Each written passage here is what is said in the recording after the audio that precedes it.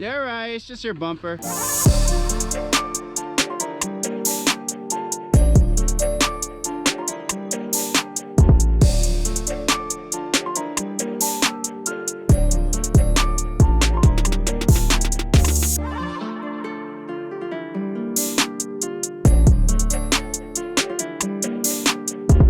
What's up guys, it's Finn with Treehouse Overland. Before we get into this video, I got some really exciting news to share with you. Row Offroad has asked me to be a brand ambassador. What this means for me is I get good discounts on their products, but I already bought everything they make for the first gen Sequoia years ago with my own money. What this means for you is that you can save 10% off anything they sell at skidrowoffroad.com. It's a great way to help support the channel, you guys. Not only are they a really cool, small company that makes everything right here in the US, but they're the only ones with multiple skid plates for our beloved first-gen Sequoias and Tundras. This video is all about airing up and airing down your tires in an easier, faster way, in my opinion. I think this is a good halfway between one of those 4-way air hose systems and one of those military central tire inflation systems. This setup allows me to take all 4 of my tires from 40 PSI down to 15 PSI in 3 minutes and then back up to 40 PSI in about 7 minutes. I had this idea a while ago, but after doing a little research for materials, I found out that someone had already done it. His YouTube channel is called Sponsored by Wifey, and he calls it the Wifey Air System, so I figure I'll call it the Wifey Air System too. But yeah, check out his page. He's got some really cool innovative stuff.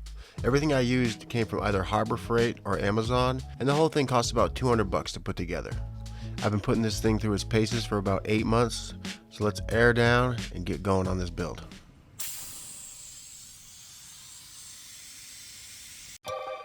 Alright, so here's all the supplies we're going to be using. I'll link everything in the description. This is the hose we're going to be running through the frame of the truck. This is Harbor Freight's version of the Flexilla hose. We're going to make our individual lines out of it. Hose clamps, of course, some Barbed T-fittings, some regular Barbed fittings. For the gauge, I went with an oil-filled 0 to 60 PSI pressure gauge. This is an aluminum 5-way port that's going to be the main piece of our manifold. 2 ball valves. 4 air chucks. I've had great luck with this brand, Astro AI, so that's why I'm going to keep using them. 4 bulkhead fittings, and again, I've had great luck with this specific brand. And then all these fittings came together on Amazon for like 30 bucks, guys, which is insane because one of these things at my local Ace Hardware is like $4.95. This is a bag of fittings that I already had. I'm going to be using the elbows out of it. For this project, we're going to be using 2-inch stock that's an 1/8 inch thick. Now guys, I got this steel for free. There's a few machine shops in my area that let me dig through their scrap piles every so often. I'm going to make these brackets 1.5 inches wide, so I'm just marking a 3/4 inch center, and then start cutting.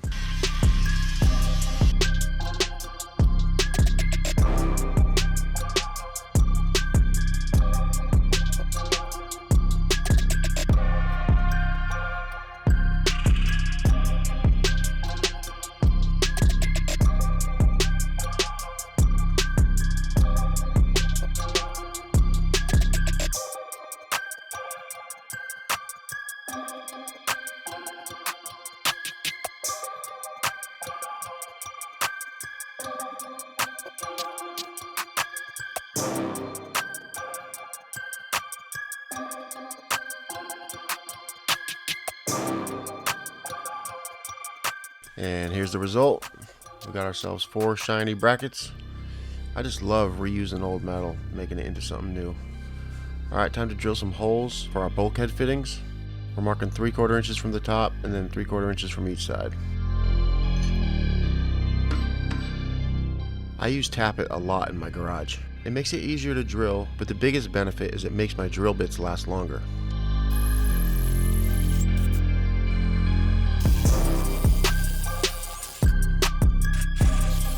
And these are 3/4 inch holes if I remember correctly. Let me show you my drawing. So ARB spits air in. This is a closed system, so this is basically a dead end. So the air is going to come through here and out through these 2 where it's going to feed all 4 tires. I'm going to put another ball valve here. That way I can air down. And it's just going to be an exit, nothing but an exit. So if I switch this off, now this is a closed system, be getting an air reading from the tires, and when I want to let air out, open that baby up, there goes all the air, and then close it, get a reading. Oh, we got 20, let's go lower. Close it, we got 15, perfect. So that's where we're at, guys. All right, let's look at one of our finished brackets. It's gonna get welded to the side of the frame, one by each tire. And it came out pretty good, especially for some scrap metal. And now we're gonna use that same 2-inch steel to get going on some brackets that'll hold the main manifold to the frame.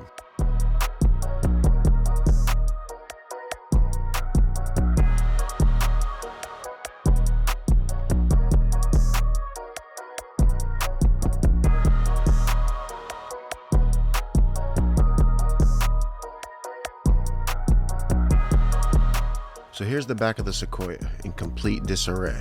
There's the ARB, so the air goes through the braided line and then into a Harbor Freight leader hose through the body mount access hole. And I pull it out through another little port in the body. Alright guys, here's our main manifold assembled. I originally filmed the assembly of this thing, but during editing I realized it was super boring to just sit there and watch me screw these things together. Here are my 2 brackets.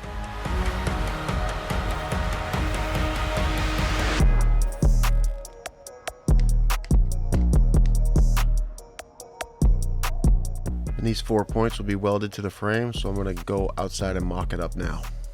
I'm trying to find a spot on the frame where I can read the dial and the manifold is out of the way of any rocks or debris that might get kicked up from the tires. I also had to put it in a spot where that rear tire wouldn't destroy it when it was fully articulated. I think right there is the spot. Now I'm just cleaning up the frame so I can weld on it. I did have to cut a little bit of this inner wheel well away, but that's alright.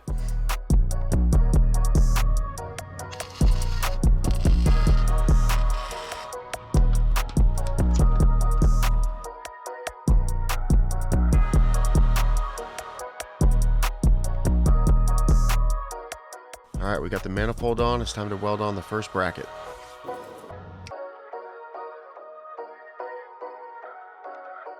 And with the first bracket welded in place, it's time to keep it moving and do one at each wheel.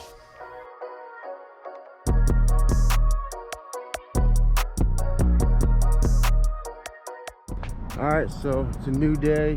I did run into an issue with having these mounted back here. I don't know why I didn't think of this, but when the tires at full lock and compressed, this thing would have ripped right into them. So we got them up here now.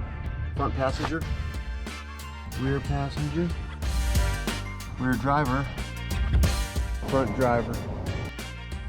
All right, so all 4 of these are going to go together the same way. You put your bulkhead up through the bracket, you put your barb fitting up top, and then you put your coupler on the bottom. And that's where we're going to connect each individual airline to the tire.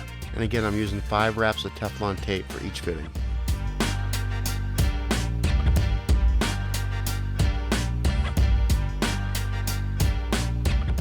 Okay guys, I thought this was going way too easy. Check out what I did. I goofed big time. I can't put any hoses here because it runs right into here. And I can't flip it upside down because I don't think the dial works that way. I don't want to look at an upside down dial either, and I don't want it that close to the ground. So I'm gonna have to rebuild this whole unit. I'll be back.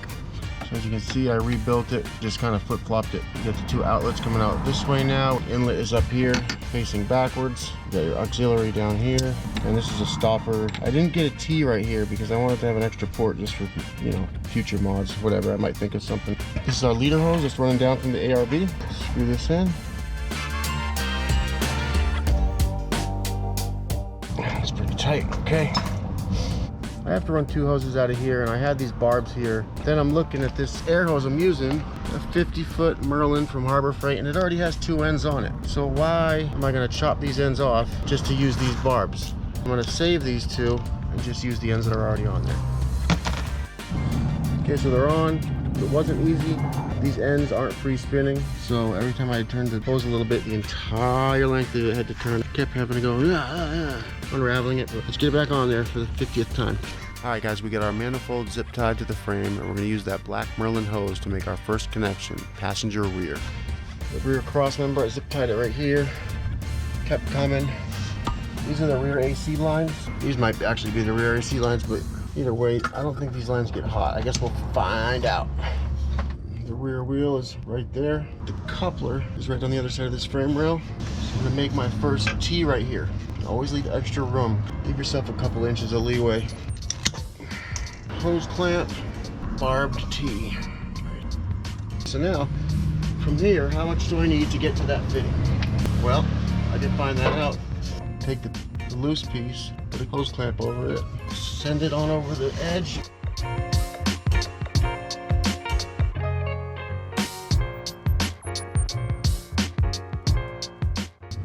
Now you can tell where you need to cut it. For this to keep moving, it's got to come up. Cut it about here.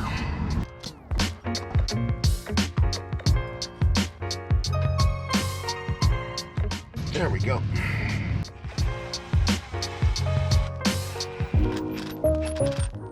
Then we're just going to take our hose that we still have right here and attach it back to the T. So now it actually helps if we put a little spit on there.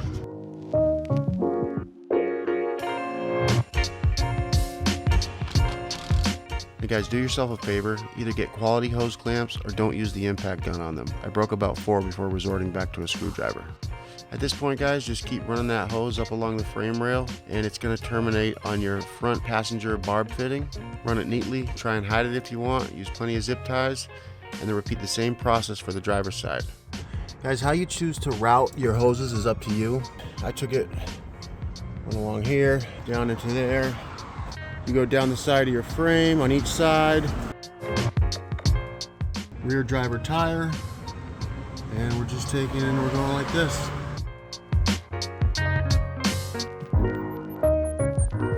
All the way up to the front. I'm coming out right here. Going up there. I think a few of these holes were there, but I think I made a few too. And we're dumping out right in front of the wheel. I'll show you the other side, but it's the exact same idea.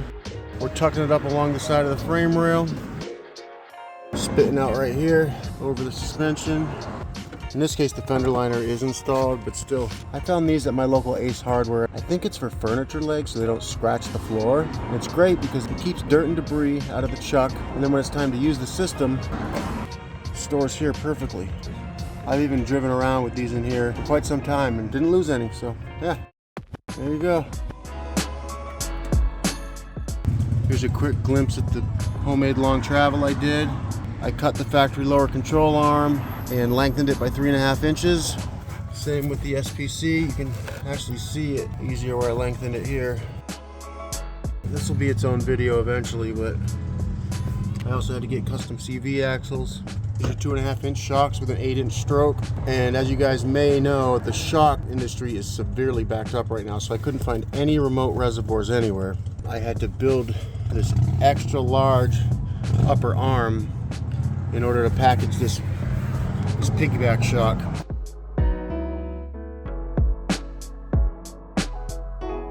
Ended up working extremely well. I'm super happy with it. It's super unique. Never seen it done. Okay, here's what I'm using for the individual lines. So just like last time, I'm gonna use these two ends. There's no reason not to.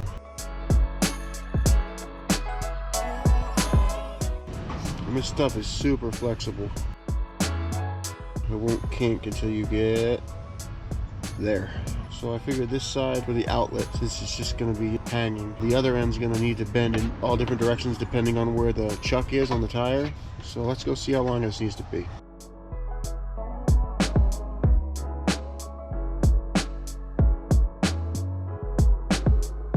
Let's try the front now.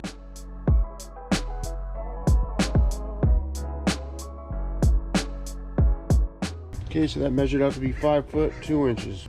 And we're going for it, ladies and gentlemen. Let's get the second one measured.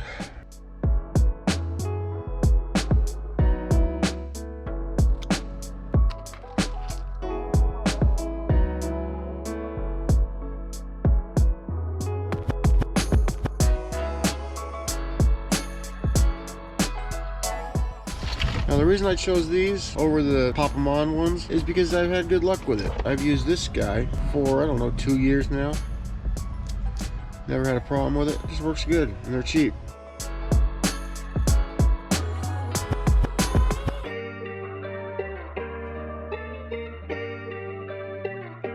Just one hose, complete.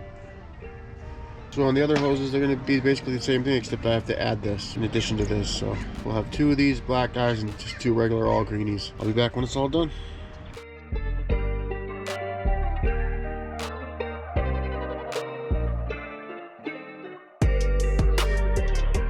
It does bug me a little bit. My OCD is flaring up right now because these two are different than these two. I'll be fine. I have to learn to accept reality. So yeah, these are done. Next I gotta get my battery hooked back up to my compressor so I can give this whole system a test. There's so many spots it could leak from. I just hope it does not leak. Okay, so next day, I got my battery hooked up temporarily. Let's turn the ARB on and see if there's any leaks in the system.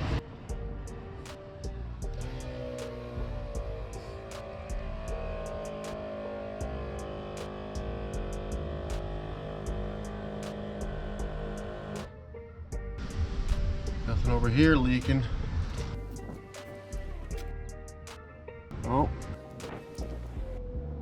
Nope.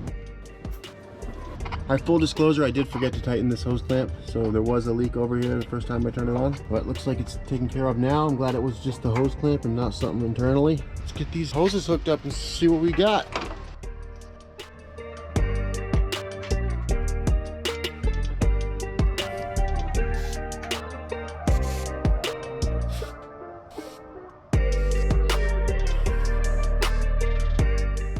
We are connected on all 4 tires.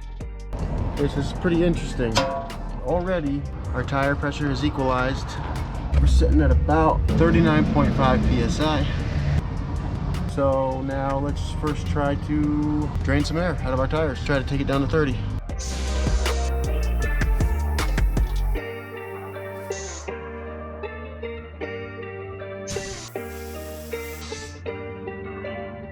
Okay. We're at 30. I'm guessing that took about 60 seconds, but I'll have to read the time code. Let's try to air back up to 40 from 30. Compressor's going on now.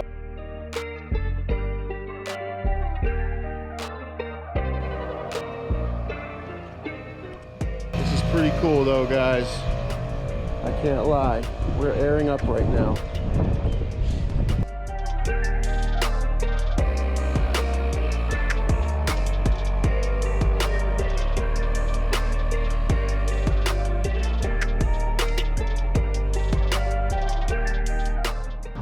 There we are. Next test, how long does it take to get from 40 down to 15 where I like to run when I'm off-roading? And I'm gonna start it at the same time.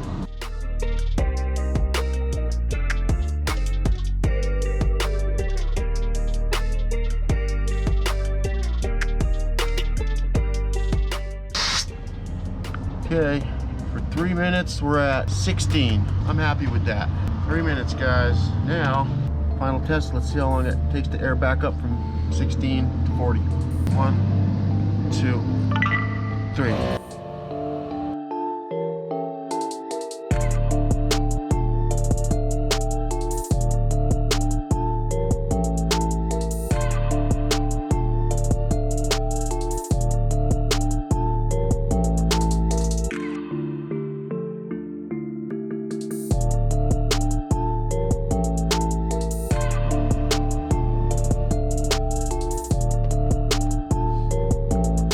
We're at 720, we're at 40. I'm gonna say 7 minutes. 7 minutes from 15 PSI to 40.